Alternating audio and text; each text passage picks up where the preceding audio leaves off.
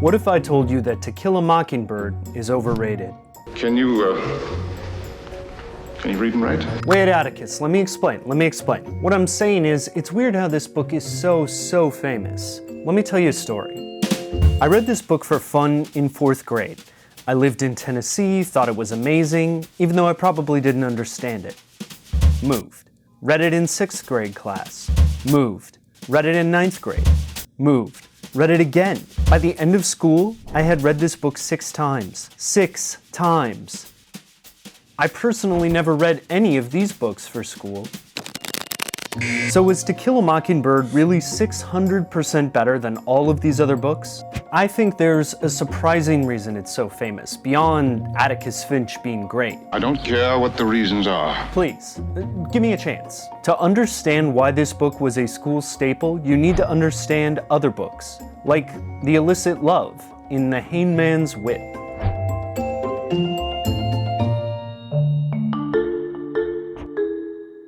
When Harper Lee got To Kill A Mockingbird published in 1960, she never expected it to be a massive hit. As she said in her only radio interview, "Well, my reaction to it was not one of surprise, it was one of sheer numbness." It got a good review in the New York Times, though it earned less coverage than Ceremony in Lone Tree by Wright Morris. But let's be clear, it sold millions of copies in hardback. It won the Pulitzer Prize for Fiction in 1961. The hit movie came out in 1962. Here's Gregory Peck, aka Atticus, and Harper Lee posing as, well, I don't know why they're posing like that, but I like it. The movie poster had a big picture of the book on it.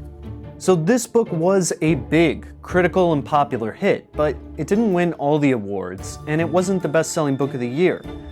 So what took it from hit to legend? The most important thing to notice about that 1961 Pulitzer Prize isn't the prize, it's the year. You probably recognize this logo. It's from Penguin Books, and it's familiar because the company has been around with pretty much the same waddling logo since 1935.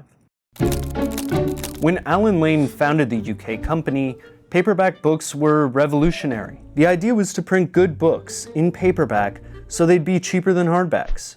That revolution quickly spread to America with pocketbooks and other competitors, but it wasn't just about cheap paper and tiny mass-market-sized books.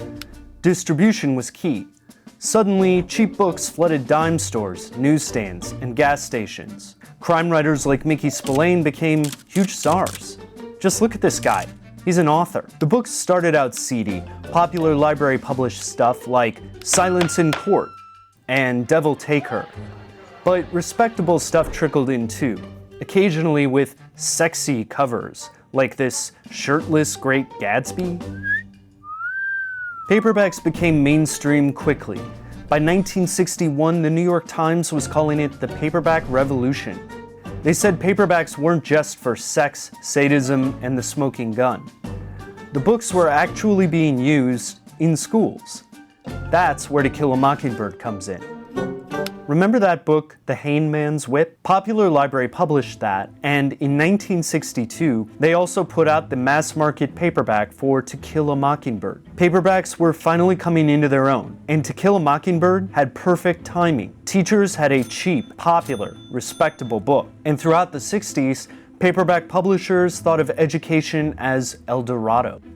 El Dorado is a mythical city of gold, in case you forgot. Margins on mass-market paperbacks were small, so publishers made money by selling huge numbers.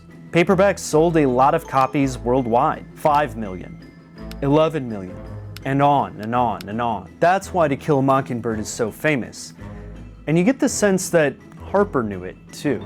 When Lee died, her estate almost immediately said they would discontinue the mass-market version of the book. Even if you think the paperback revolution made the book overrated, it's still kind of sad.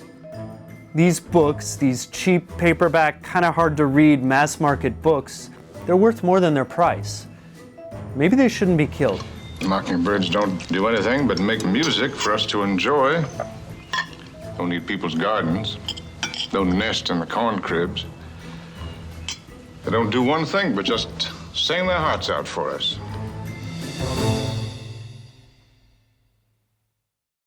This video is actually the first that we're doing in a series about overrated icons. You can look down below for our Facebook page where we have more videos and articles and all sorts of other stuff about things that might be just a little overrated.